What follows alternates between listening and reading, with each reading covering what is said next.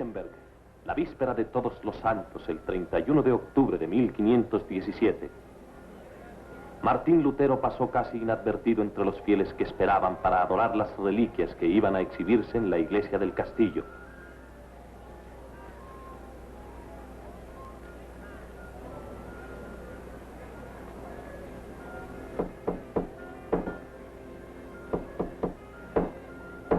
Lo de poner un aviso en la puerta de la iglesia no era nada extraño. Al contrario, este era el sitio de costumbre para anunciar actos universitarios y oficiales.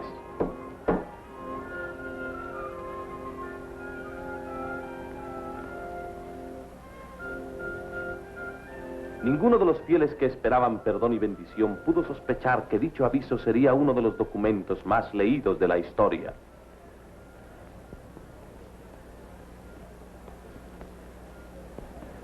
Solo algo en latín.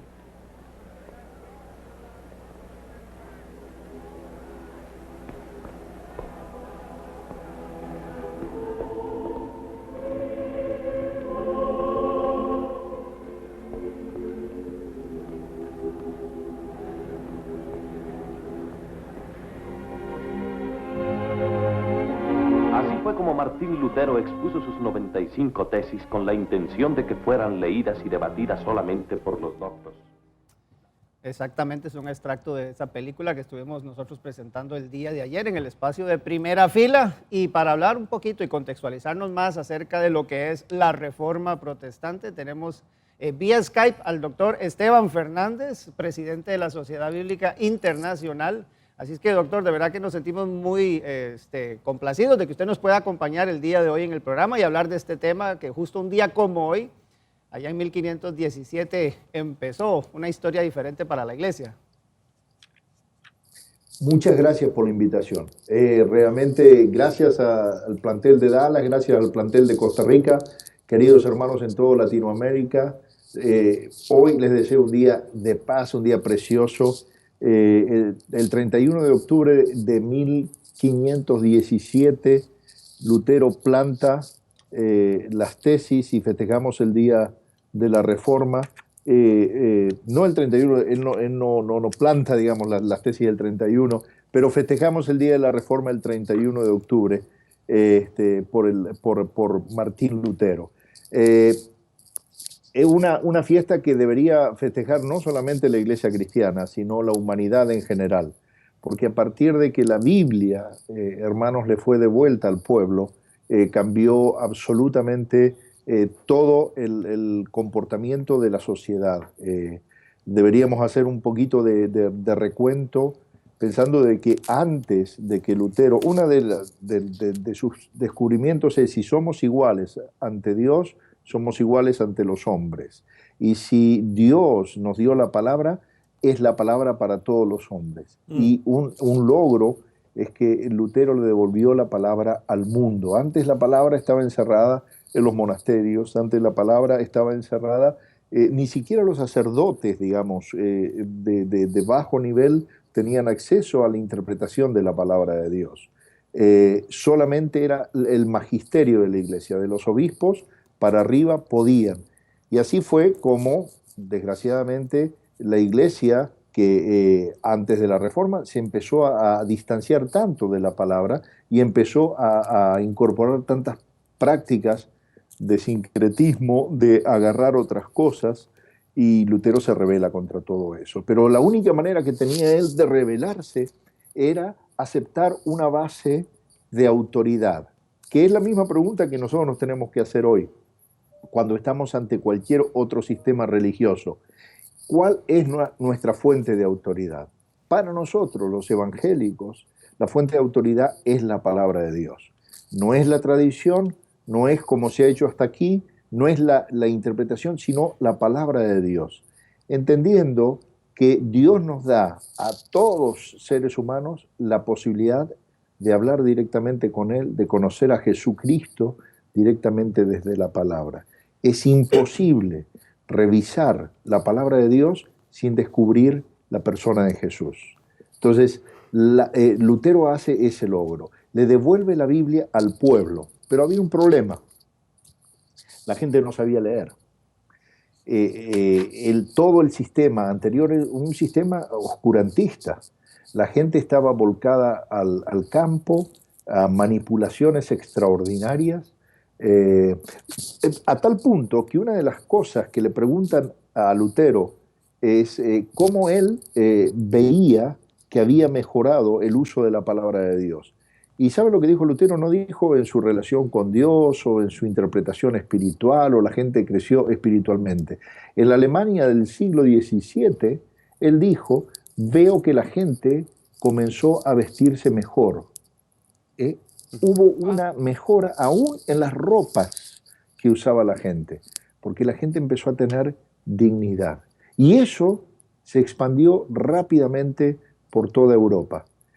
El hecho de que tuvieran que alfabetizar para que la gente leyera y que también vino a cuentas con la imprenta de Gutenberg, hizo que la gente pudiera leer la Biblia, pero además esa alfabetización tuvo resultados directos en todas las otras áreas, en la arqueología, en la historia, en la democratización de la educación, en la gente poder leer.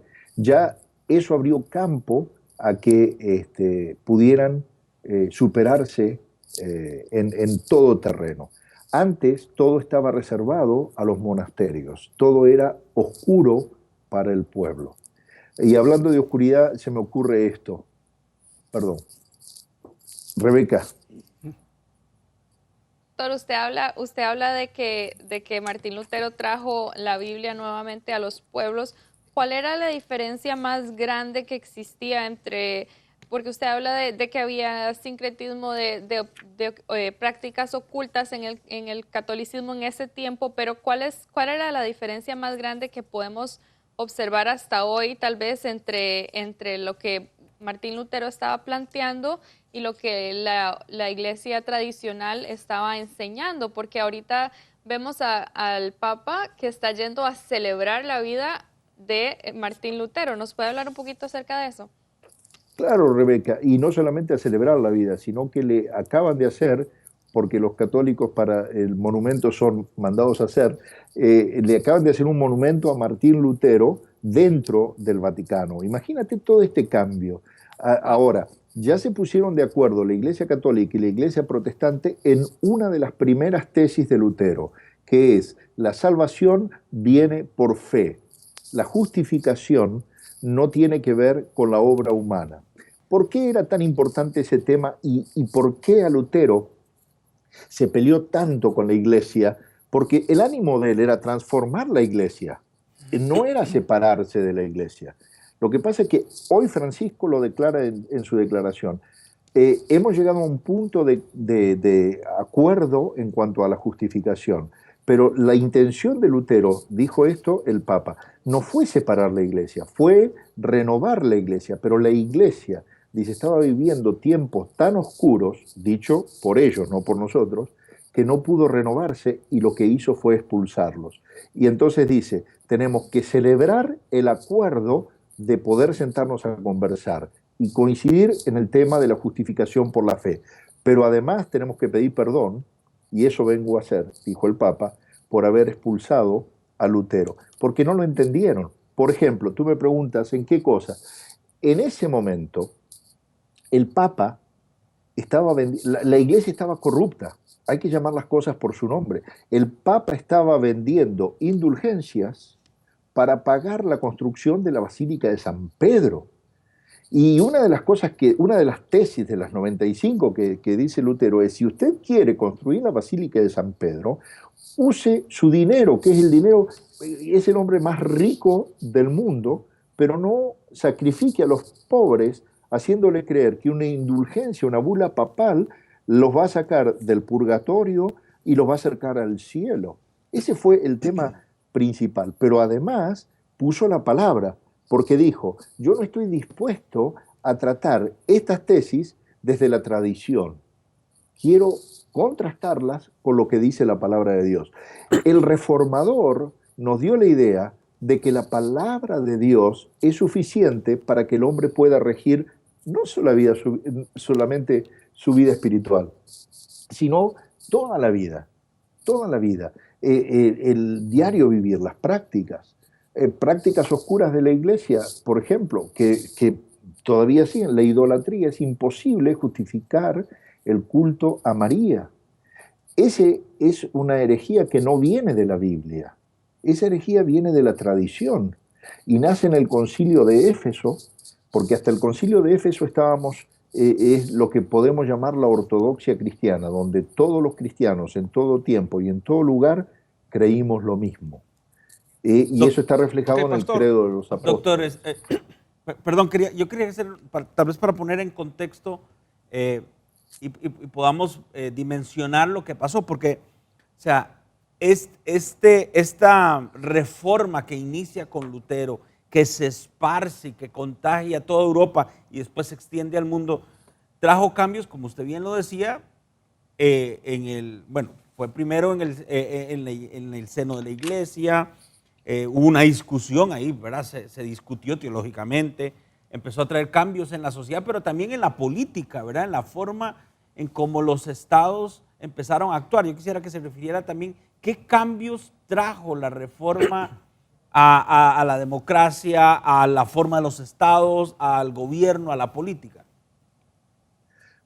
Es así, cuando Lutero dice los hombres son iguales ante Dios, entonces son iguales ante los hombres, crea, sin estar proponiéndoselo, lo que se conoce como la democracia moderna o la democracia occidental, que después Calvino acrecientaría buscando la iglesia por un lado y la academia por el otro, para formar a la gente. La democracia no nace con la Revolución Francesa, la democracia nace con la Reforma.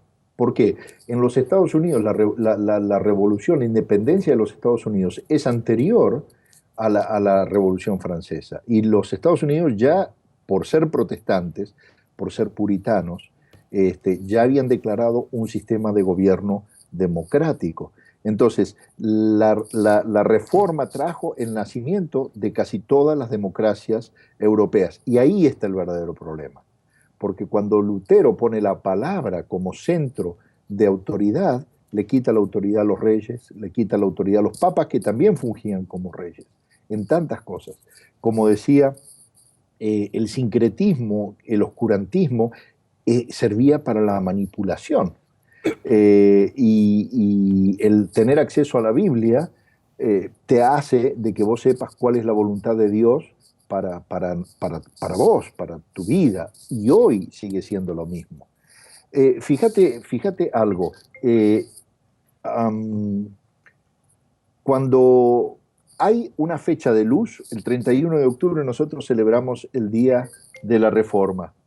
El Día de la Reforma, que es el Día de la Luz, el Día de la Palabra, el Día de Jesús, el mundo secular lo usa como el Día de la Sombra, el Halloween. Acá en Estados Unidos, y ya es una práctica que se está poniendo en todo el mundo, están celebrando el Día de Brujas, el Día de Muertos, que tiene una connotación espiritual muy fuerte. Entonces, cuando nosotros queremos exaltar la luz, viene la otra parte, digamos la contra, y trata de levantar el culto a los muertos, que es absolutamente no bíblico.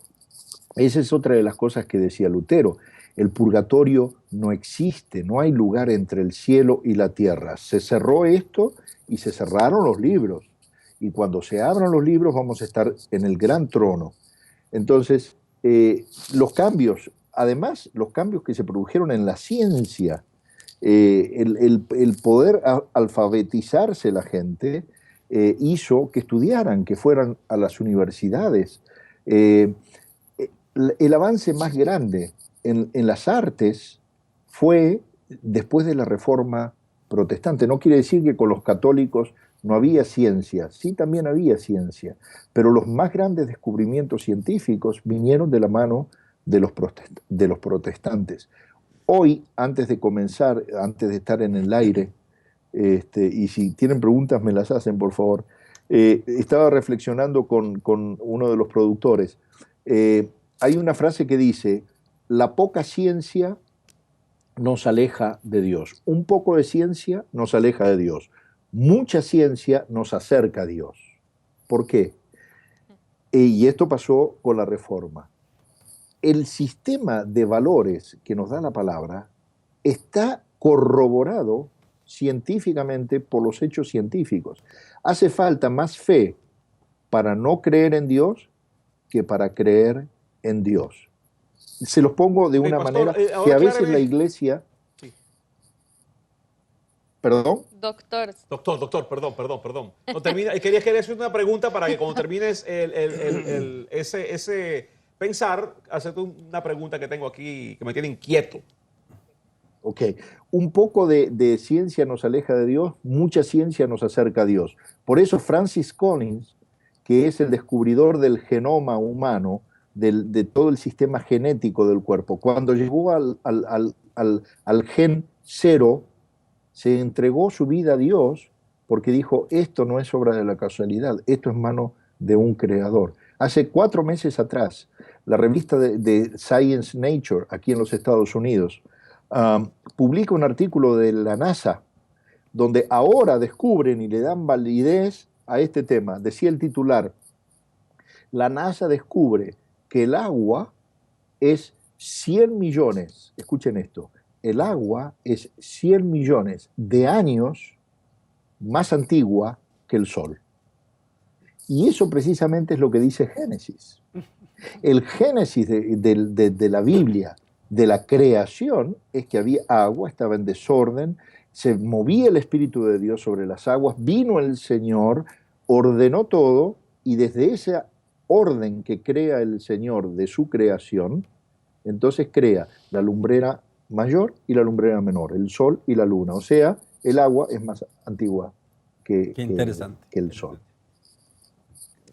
Vea, pastor, la pregunta que yo tengo es, estamos celebrando 500 años de la Reforma Protestante en Latinoamérica, llegó el Evangelio 80, 100 años atrás que ha llegado, pero muchos 200. amigos nos preguntamos, quizás sí, nos preguntamos, ¿dónde está? ¿Qué es lo que ha pasado en Latinoamérica? Que esa reforma, que pareciera que el poder completo del Evangelio, como pasó en Europa, como pasó en Estados Unidos, como pasó en Netherlands, como pasó en otros países, aquí como que está costándonos, como que estamos pataleando allí, que avanzamos y no avanzamos. Avanzamos en número, pero no hay transformación. Guatemala está para Cristo, pero está en la pobreza miserable más grande del mundo, con las iglesias más grandes. Pero ¿qué es lo que está pasando? Tenemos presidentes en Honduras cristianos, presidentes de no sé qué, pero el país no avanza. ¿Qué es lo que, eso es reforma, no es reforma? ¿Qué es lo que, dónde estamos fallando?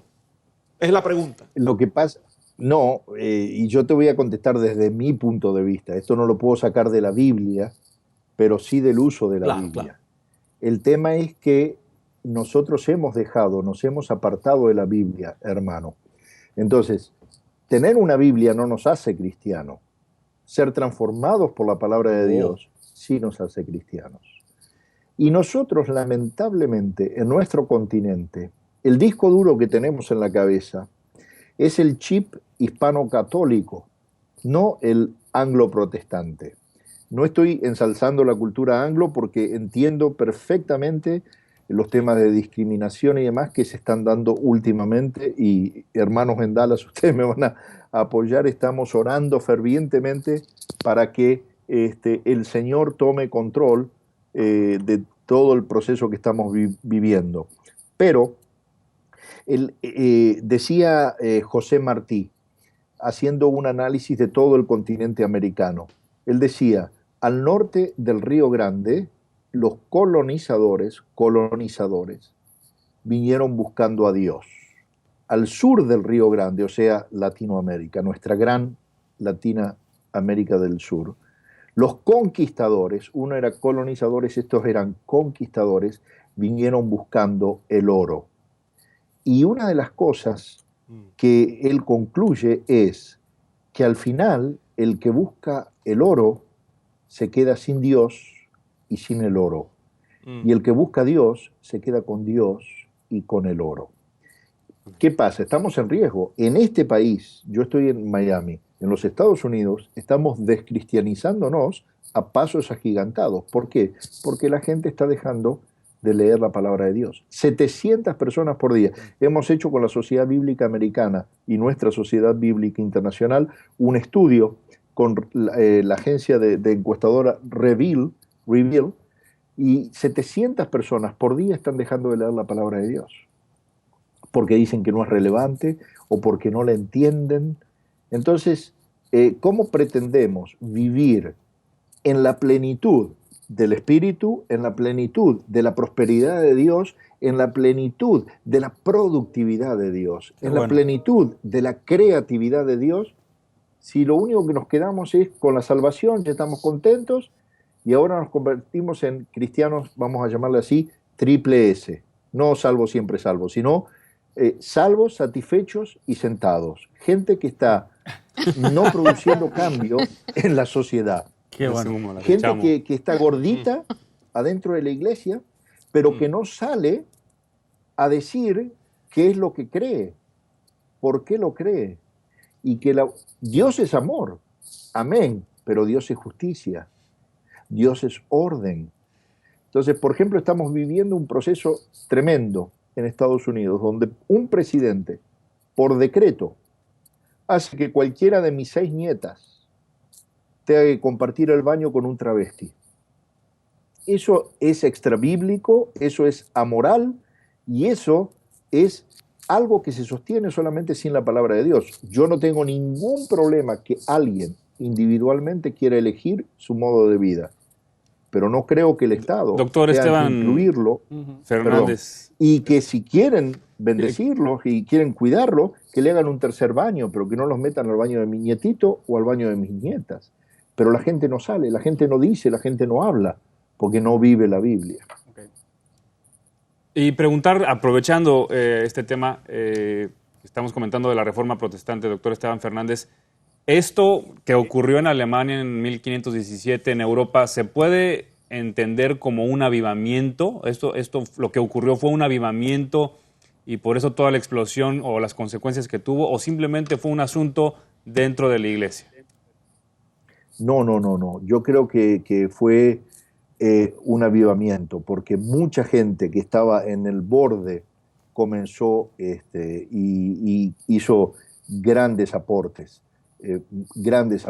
y comenzó a sumarse a las filas de la iglesia, de la misma manera que la iglesia protestante ahora fue expeliendo o fue quitando de sus filas a muchos de los que querían seguir aferrados a tradiciones. Ahora, ojo que eso también nos pasa hoy, porque nosotros no lo decimos, pero a veces le damos más importancia a la tradición de cómo se hacen las cosas en mi denominación que a qué es lo que dice la Biblia. Claro. Un tema muy importante es que cuando Dios nos da la libertad de abordar la palabra, nos da la responsabilidad de interpretar la palabra. No todos vamos a interpretar correctamente, yo mismo me equivoco, pero tenemos el Espíritu Santo, tenemos el cuerpo de Cristo, la iglesia, para que nos ayude en esto, y eso hace y va a producir un avivamiento. En ese momento, hace 500 años, cuando ellos se encontraron con la palabra, se avivaron de tal manera que se sintieron en libertad, porque la palabra les dio libertad y los quitó de la tradición que los tenía atados. Cuando a veces nosotros le damos más valor a la iglesia donde pertenecemos o a la denominación que pertenecemos que a la palabra de Dios, estamos cayendo en una nueva forma de idolatría. O cuando le damos solamente la autoridad a nuestro pastor, pero estamos cayendo en una forma que le podríamos llamar pastolatría, porque hay gente, y aún con los textos bíblicos hacemos lo mismo. Me preguntan, ¿qué versión de la Biblia usted usaría? Yo en mis conferencias les digo, use la Biblia que le hable al corazón, la que hable en el idioma que pueda transformarlo, cualquiera sea. Y por supuesto la Biblia ha estado bajo ataque. El peor favor que le podemos hacer a Dios es atacar su palabra, pero la Biblia ha estado bajo ataque y algunas de nuestras versiones han estado bajo ataque porque falta un versículo o aparecen cosas que en las versiones tradicionales no aparecen, y mucha gente no sabe el porqué de los procesos de traducción y por qué hemos ido ajustando algunas cosas.